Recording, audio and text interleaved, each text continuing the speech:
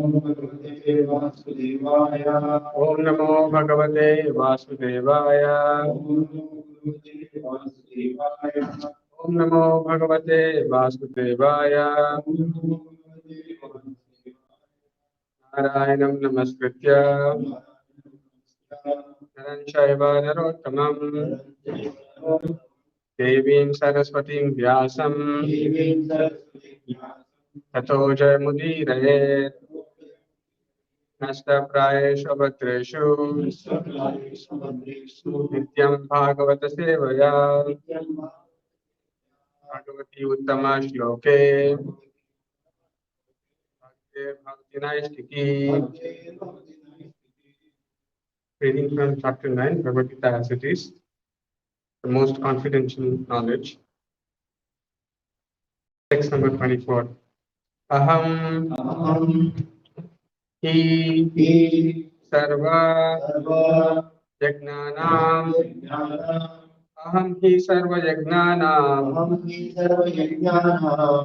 bhokta cha prabhu eva cha भोक्ता च प्रभुरेव च न तु माम् अभिजानाति अभिजानन्ति न तु माम् अभिजानन्ति तत्त्वेन अतः च्यवन्ति ते तत्त्वेनातश्च्यवन्ति ते। अहं हि सर्वयज्ञानां भोक्ता च प्रभुरेव च न तु माम् अभिजानन्ति तत्त्वेनातश्च्यवन्ति ते। अहं हि सर्वयज्ञानां भोक्ता च प्रभुरेव च न तु माम् अभिजानन्ति तत्त्वेनातश्च्यवन्ति ते। अहं हि सर्वयज्ञानां भोक्ता च प्रभुरेव च माम् अभिजानन्ति तत्त्वेनातश्च्यवन्ति ते। अहं हि सर्वयज्ञानां भोक्ता च प्रभुरेव च न तु माम् अभिजानन्ति तत्त्वेनातश्च्यवन्ति ते। अहं हि सर्वयज्ञानां भोक्ता च प्रभुरेव च भोक्ता च प्रभुरेव च न तु माम् अभिजानन्ति न तु माम् अभिजानन्ति तत्त्वेनातश्च्यवन्ति ते। तत्त्वेनातश्च्यवन्ति ते। अहं हि सर्वयज्ञानां भोक्ता च प्रभुरेव च न तु माम् अभिजानन्ति तत्त्वेनातश्च्यवन्ति ते।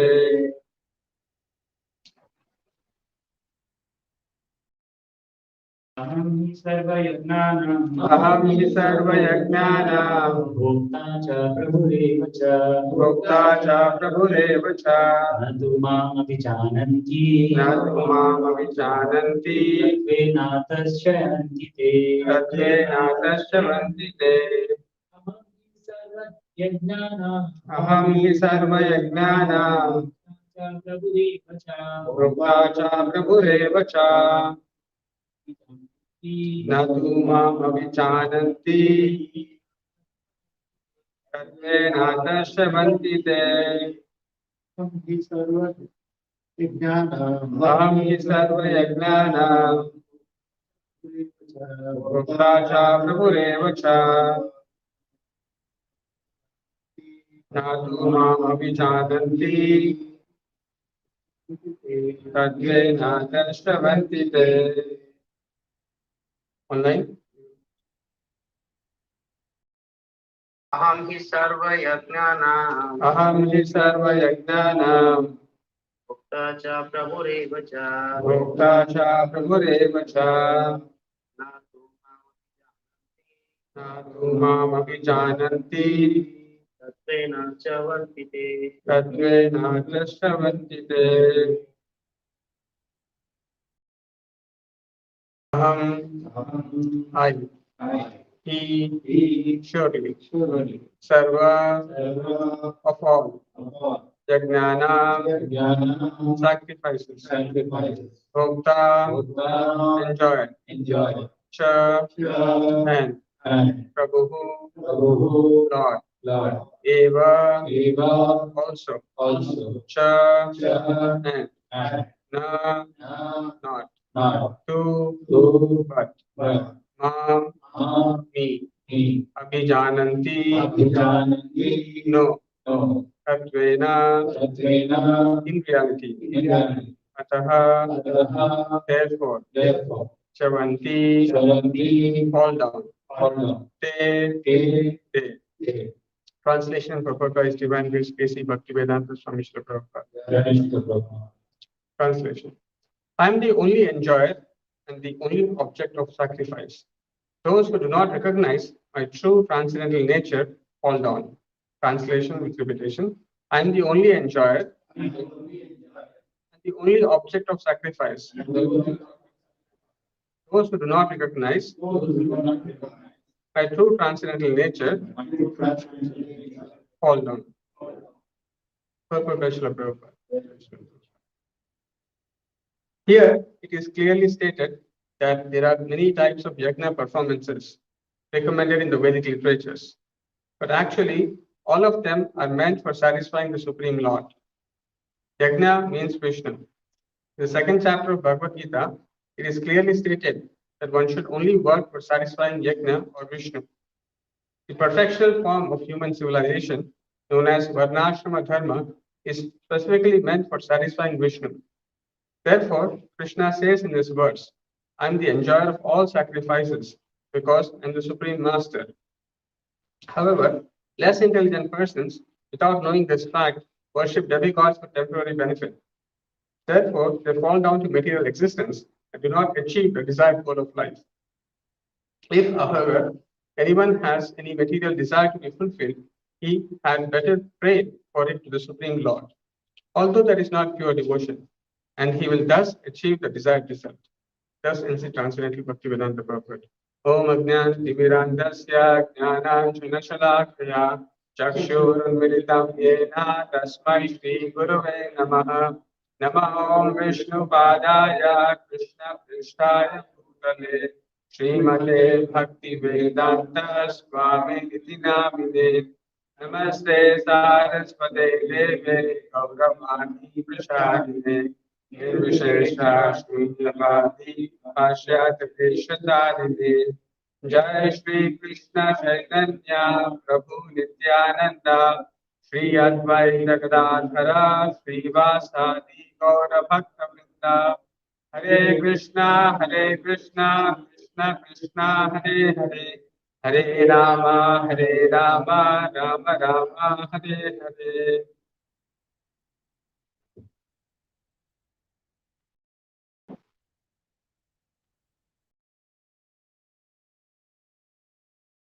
So we are towards the later half of this ninth chapter, coming close towards last sections of this wonderful chapter. So in this verse, which is actually a continuation from the last verse, where there is mention about sacrifices, and there is mention of sacrifices to the other gods. So which was mentioned in the last verse, where Anya Devata Bhakta Yajante. So whatever a man may sacrifice to other gods, O son of Kunti, is really meant for me alone, but it is offered without true understanding. So there was mention of people who worship other demigods, but they don't understand the real meaning behind the sacrifices or the offering that they are doing. And they do not really understand that the sacrifices that they are doing is actually meant for the Lord Krishna. And what happens if someone who does not have the true understanding of sacrifice, what happens to them, is being mentioned in this verse. So one of the important words that is used in this word is chavanti, which refers to fall down. So it is being said that, as Prabhupada in the very beginning of the purport explains, that there are many kinds of yajna performances recommended in the Vedic literatures. So as we can see, even in the very beginning of the second canto, fourth or fifth chapter, there is elaborate description of how one should worship different demigods for different benefits. If someone wants to have good health, one should worship one kind of a demigod.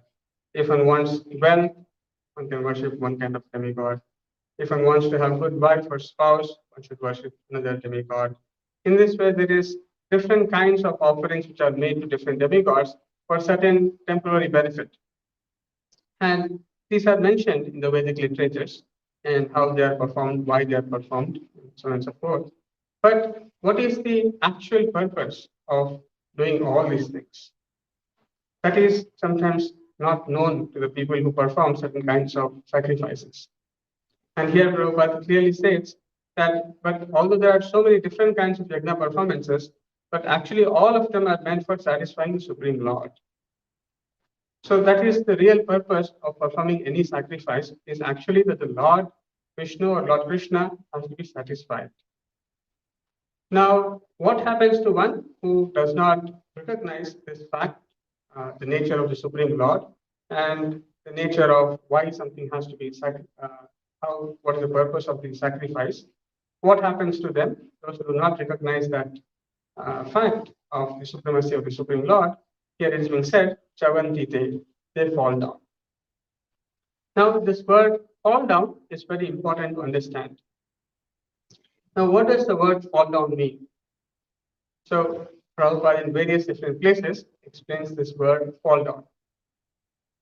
So, Prabhupada says one significant understanding of fall down is that when one forgets one's spiritual identification, when one forgets one's true identity, that I'm a spirit soul and I'm servant of the Supreme Lord, if one forgets this spiritual identity, then one is covered by certain kinds of material identity. So upadhi. So there are different kinds of upadhi one may possess. One may possess an upadhi based upon the gender, male, female, and so on and so forth. Based upon race, I'm Indian, I'm American, or place of birth, I'm Indian, I'm African, I'm American, and so on and so forth. Or sometimes different caste, creed, nationality. In this way, there are different kinds of identities one may take. So as soon as there is no spiritual identity, immediately the material identity takes over, different kinds of upadhis. So unless one is not spiritually one is not spiritually elevated, one is driven by different kinds of identity. This word identity is very important. Actually, this is a root problem. Having the wrong identity is a root problem. And in fact, in politics, there is, in the science of political studies, there is this specific field of subject called identity politics.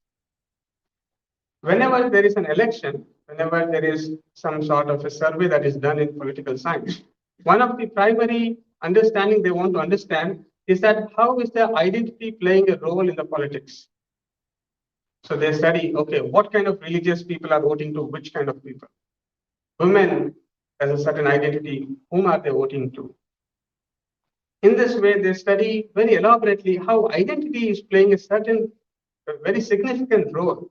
And therefore, many surveys that are done, even political science PhD studies, when they are studying during the elections, they study what is the role of identity. So identity is so fundamental.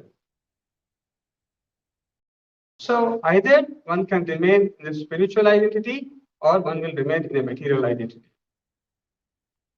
So as long as we are not in spiritual identity, we must recognize we are in some state of material identity. Now there can be gross material identity and this body, or one can be on a slightly higher elevated platforms, but yet material platforms like the mental platform, the intellectual platform, or a certain kind of a false ego, which is different from the servant of the Lord. I am God myself. I am non-different from the Lord, and so on and so forth. So in this way, one can have different kinds of false identities.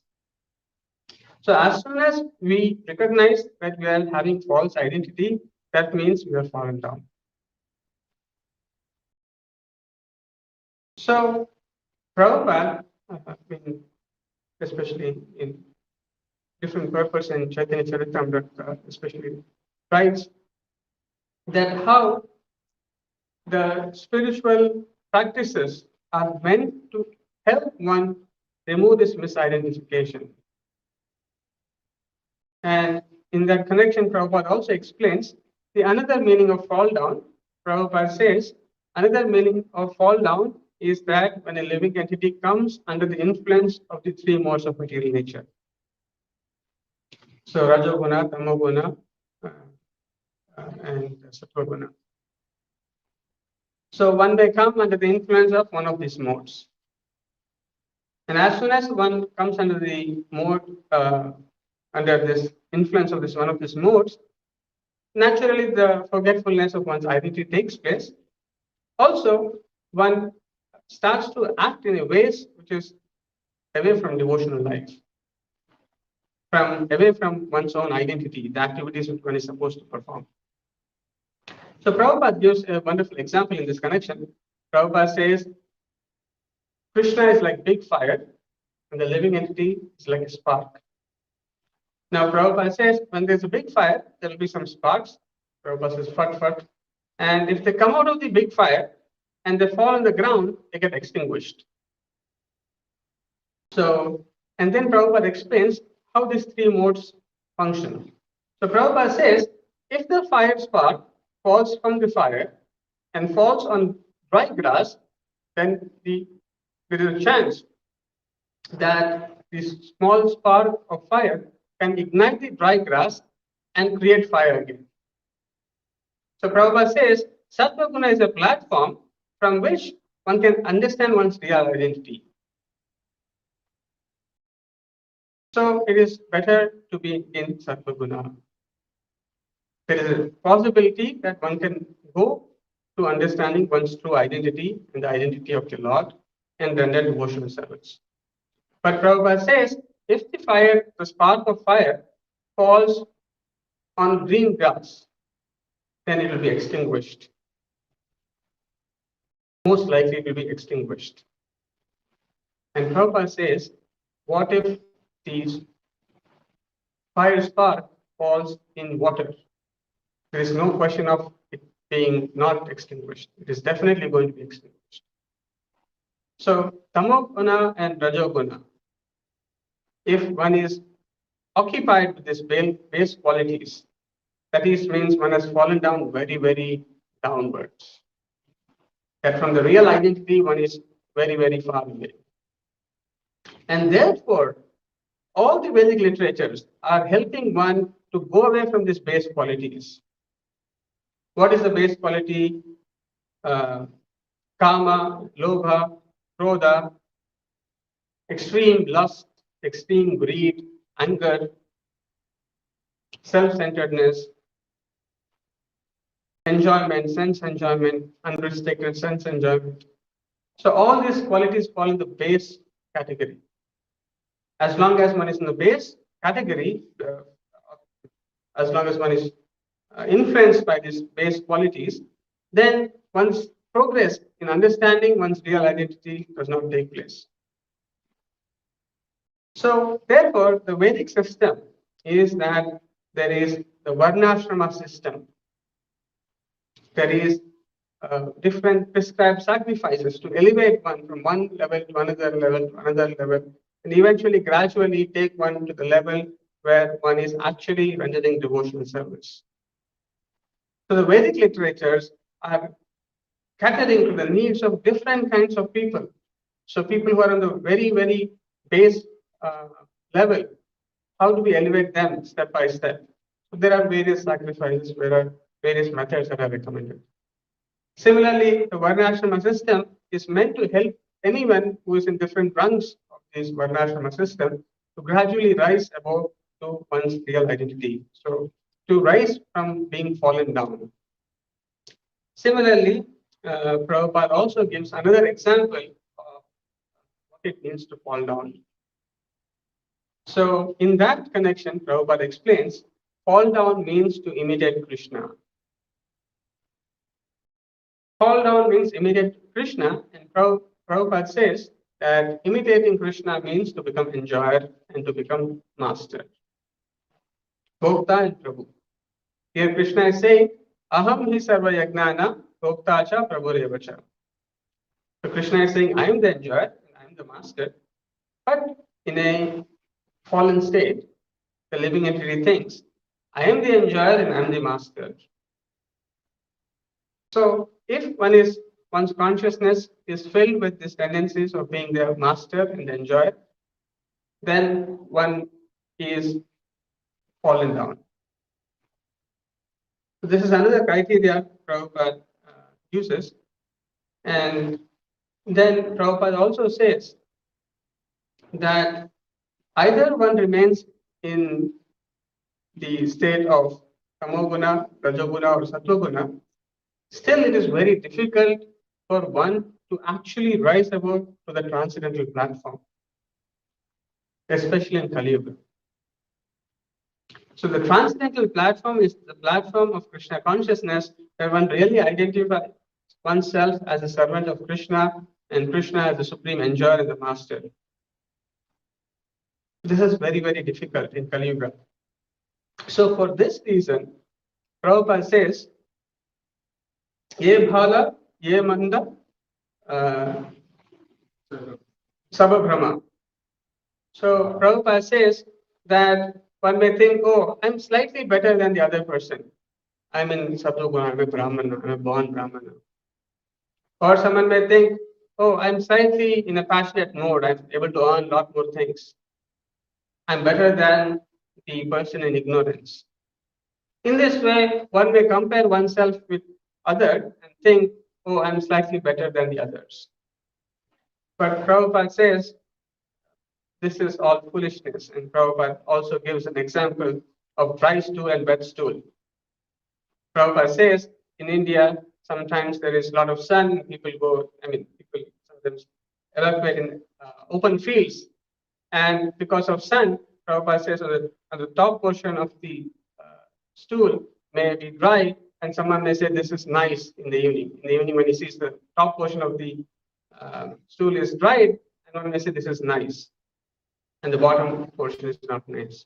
But Prabhupada says both are bad. Similarly, on absolute scale, unless we don't come to the transcendental platform, all platforms are not really good. So any degree of fallen down, either a person who is also to the Brahman realization has to fall down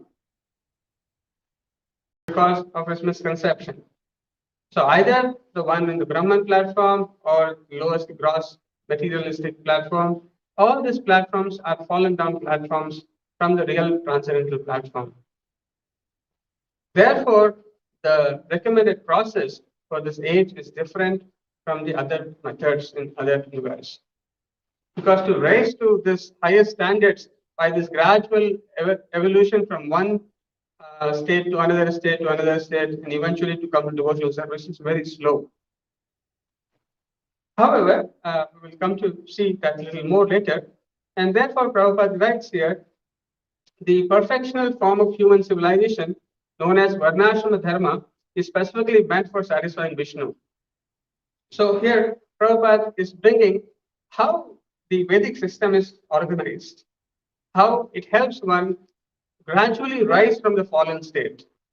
So just like when we are down, when we are in a place where we have fallen down, to rise and come to the real standard of life where we are supposed to be, we need a process, we need a method, we need a system. So the system that is recommended is Varnashrama system. Now this Varnashrama system is very important to understand.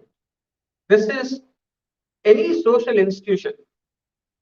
Let us take a smallest institution of family. A family is also composed of a group of people. So usually a family in the older days, there would be grandparents, parents and children, they all live together.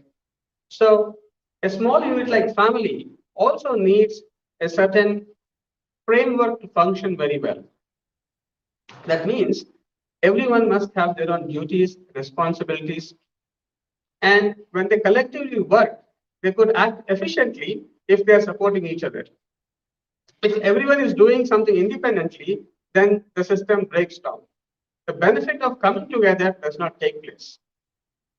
Similarly, we in this material world, we live together as humans are social beings, so we can take more benefit if we work according to our duties, according to our responsibilities. But unfortunately, in the modern day civilization, there is no duty, there is no responsibility. Everyone is acting whimsically. Therefore, there is a lot of chaos.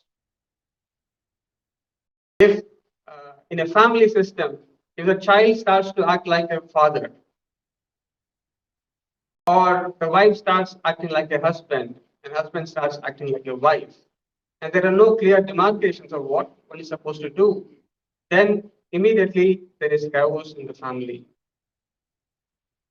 Similarly, in a larger system of an organization or an institution, or as a human society, if there is no streamlined responsibilities, duties, and if people are not following a certain system, as especially mentioned in Varnashrama system, then the society becomes very chaotic. And that is the condition of today's life. As there is no peace, as there is more and more chaos, it becomes hard to practice spiritual life. There should be at least a certain sense of peace to practice spiritual life. If one is always in anxiety, if one is always disturbed, where is the question of practicing spiritual life? So it also requires, while transcendentally one can remain aloof and practice spiritual life anywhere, but in a real society where everyone is not transcendently evolved, we need also a societal system which supports the spiritual progression of the individuals. And Varnashrama system is so well designed that based upon one's qualities and the work, one is assigned certain kind of prescribed duties. When one is performing those prescribed duties, and as we know, Varnashrama system is divided into 4 ashramas, and so there is brahmachari, grihastha, vanaprastha, and sannyasa ashramas. And then there are 4 divisions of brahmanas, kshatriyas, vaishyas, and sudras. Now, if each one of these divisions take their responsibilities, take their prescribed duties, and if they perform those prescribed duties, then there will be peace in the society. There will be collective well-being. The brahmanas are meant to guide people. They are meant to guide towards spiritual realization. And the administrators, they take instructions from the brahmanas, and the entire administrative process, entire activities of the state are meant to please the Lord. The Vaishyas, the traders and the farmers, they're also producing, they're also taking care of the cows. They are doing the businesses in a way which is not exploitative, but rather meant for the beneficial of the society. And Sudras are also providing their own labor to the other classes of people. If everyone is doing their duty properly, then as we know, the goal of the Varnashrama system is to satisfy the Lord. So, varnashrama achara vata purushena parapuman Vishnu aradhyate. So the system is so developed that the end goal, the end result of all the activities that every part of the society is doing is actually meant to satisfy the Lord. It's a very wonderful system where everyone is collectively benefiting, individually benefiting, collectively benefiting. And as soon as one is performing one's duties according to one's qualities and the nature of work that one is doing, if one is working according to one's prescribed duties, then there is peace and order in society. As soon as a Sudra wants to become an administrator, a Sudra wants to become a Brahmana, there is a problem in the society. There is immediate turbulence. And that is what is happening today in the society. There is people who are not qualified are becoming the advisors to the government. They do not know what is the goal of administration. Economic development has become the only core idea of any country, any political party, and so on and so forth. So same has become with the families. What is the goal of the family? The goal of the family is economic development. There is no spiritual principle which is guiding the activities of the smaller institution of family or the larger institution of government. Therefore, there is huge chaos everywhere in the world. Therefore, this Varnashrama system, which is actually meant for satisfying Vishnu, which is a very systematic organization of human society, is also become so difficult because of so much chaos. It has become even more difficult. It has become very difficult to even implement this simple yet very important and beneficial system of social organization. Therefore, the introduction of chanting is so important. Without chanting, the progression in human life, especially in this age, is so slow. And this understanding of the yajna, the concept of sacrifice, is very misled in this age. So, the opposite of sacrifice is self-centeredness, selfishness, everything for me and mine, either for my own self or to my extended self. So even the idea of sacrifice is lost today. There is no idea of sacrifice. Even as individually, everyone is thinking, how can I maximize my sense enjoyment? How can I maximize my power? How do I capitalize my power? How do I amass more and more designations? So there is no idea of any kind of sacrifice. And even if someone does some sort of sacrifice, even in some temples and here and there, the object is, how can I gain something out of that sacrifice? People do not understand what is the purpose of sacrifice, why sacrifice is important. The society has become very narrow-minded. So what happens when the society becomes very narrow-minded? As we know, when the activities which are not performed for the satisfaction of Lord Vishnu, then immediately one becomes entangled. Karma bandhanaha. It is very difficult. People do not recognize what should be the goal of my activities. Why am I supposed to act? How am I supposed to act? When should I act? How much should I act? Why should I act? What is the goal of my activities? People are unaware of this. And because they are unaware that, as we know, Prabhupada says, ignorance is no excuse from the laws of nature. Just because we are ignorant does not mean the laws of nature will not act. They will act. And what will be the consequences? Consequences is we are bound to this material nature, material world. So how do we come out of this? How do we realize the importance of sacrifice? Why sacrifice is required? Because we are always obligated. Everything that we are receiving, the sunlight, the rain, the moonlight, Everything is the reason why we are sustaining here. And at the end, if not for the mercy of the Supreme Lord, we have no meaning of existence. We cannot survive. We cannot live independently. There is no way. So we are actually indebted to everyone. We are indebted to the great sages because of whom we are getting this knowledge. We are indebted to our parents, to our teachers, to the king, to so many people we are indebted. And as soon as we don't pay a tax, immediately we are arrested. We are fined or we are put in jail because as soon as one is indebted, one is supposed to give back something from what he is earning, from what he is having. If one does not do that, one is called a thief. People do not recognize. And therefore, they are thinking, I will somehow or the other cheat and keep for myself everything. I will not give the due whatever has to be given to the respective departments.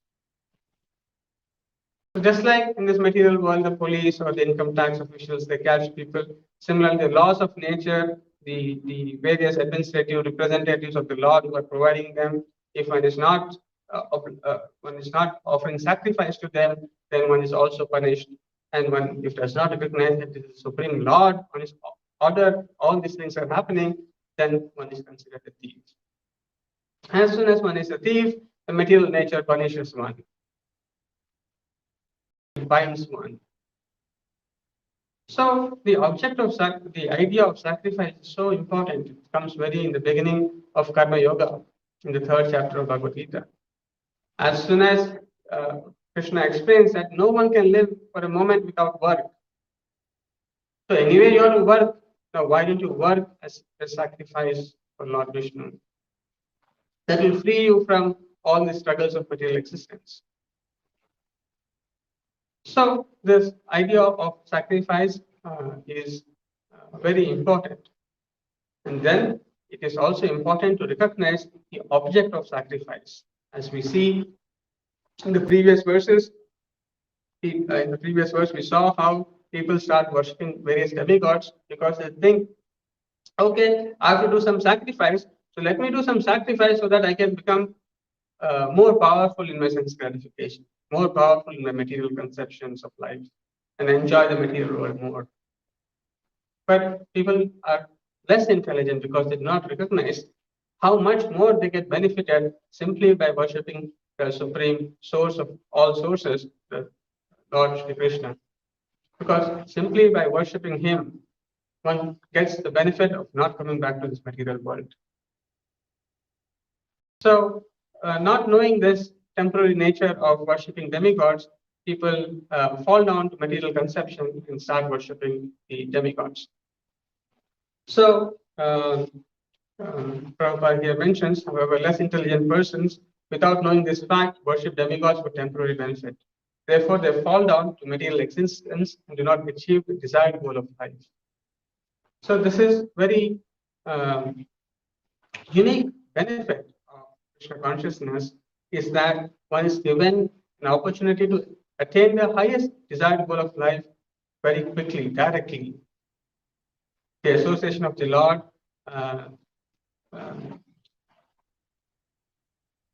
the Sarvapadi Vinirmuktam, the freedom from the false designations can be easily achieved if one takes to this process of Krishna consciousness. So the process of sacrifice, of chanting and hearing is so powerful that it immediately uplifts one to one's real identity. Chanting is so powerful. Why? Why is it so powerful? Because it immediately elevates one. As soon as one chants and hears, the proper chanting, inoffensive chanting, when it is done, it not only removes all sorts of anxiety, but it also brings one to the spiritual transcendental platform immediately. Therefore, Prabhupada always recommends that if one is practicing devotional service very rigidly, then one does not fall down. And Prabhupada says, what does practicing rigidly mean? Rigidly means 16 rounds of chanting Hare Krishna, 4 regulative principles. Very rigidly one must practice. And one other point that we will touch upon is that I am the only enjoyer. So Lord is saying, I am the enjoyer. Now, um, in this world, everyone has a tendency to become master and enjoyer. So, Bhokta cha Prabhureva cha. So, this is the impurity of consciousness. If we want to analyze ourselves and see is there an impurity in our consciousness, the two tendencies which will manifest because of our impurity in our consciousness is the tendency to enjoy independently and to lord over material nature and others. To the degree that we exhibit that, then there is a certain sense of impurity. Now, Prabhupada gives the example that who is the real enjoyer? Prabhupada gives the example of the workers in a company. They may work very hard. They may do a lot of labor. But who is the one who actually enjoys in the end? It is actually the factory owner or the proprietor. He is the one who gets the profits. So similarly, we are all, the real proprietor is the Supreme Lord himself. He is the real enjoyer. So we must recognize that. So a laborer, because he's working hard, he cannot claim that he should get all the profits of the company. As soon as he desires a wrong constitutional desire, he is fallen down. He can be thrown out of the company. Similarly, Prabhupada also gives other example. Prabhupada says it's a crude example of man and woman. Prabhupada says predominated and predominated. So man is the predominated and woman is predominated. So as soon as the predominated and the predominated gives enjoy to the predominated, both get enjoyment, and that is a constitutional position by which the predominated get also enjoyment. Otherwise, there is no enjoyment. And Prabhupada says this in the connection that we, the living entities, are always predominated, and the Lord is predominated. So when the predominated gives enjoyment to the predominated, both enjoy. And most importantly, the predominated can only enjoy by giving enjoyment to the predominated. The predominated is the Lord who is always blissful. He does not need any external enjoyment, but we, the living entity, cannot find enjoyment without giving enjoyment to the Lord. Therefore, it is important to Prabhupada use various examples to illustrate how one must recognize that we are not the true enjoyers. We are servants. We are meant to give enjoyment to the Lord. And recognizing this fact in our devotional life is very important. Because even in devotional life, there may be a tendency to enjoy. And there may be also a tendency to lord over. So one must recognize that we are rendering devotional service as a servant for the pleasure of Guru and Krishna, not falsely claiming oneself to be the doer and the mover of all things. One must recognize the hand of Guru and Krishna in all activities that are taking place in devotional life. If not for the Lord who is inspiring within our heart, who is not guiding us, how can we do any devotional activities? If not for the protection of the 16 rounds of chanting Hare Krishna, we can be easily swayed away by the material influence very quickly. If not for the mercy of Prabhupada, we will just immediately go back to our material conditioning.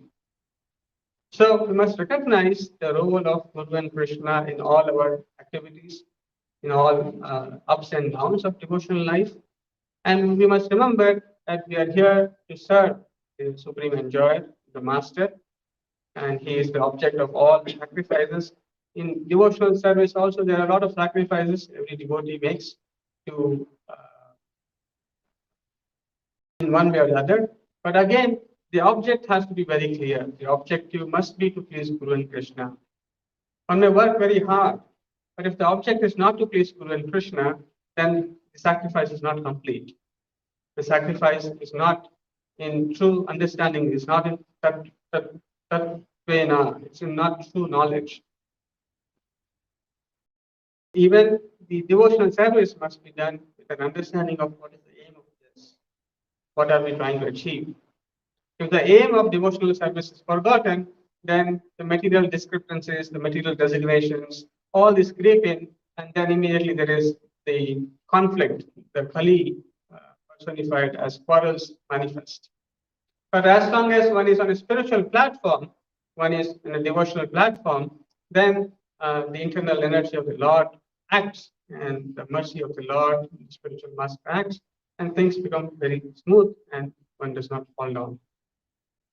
So just to end, Prabhupada says, if, however, anyone has any material desire to be fulfilled, he had better pray for it to the Supreme Lord, and he will thus achieve the desired result.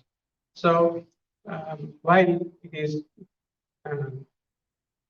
while we know that there are four kinds of people who come to the, who may surrender to the Lord, or who worship the Lord with certain material motive, that is also considered better than people who are atheistic, who are not worshipping the Lord, who are not coming to the Supreme Lord.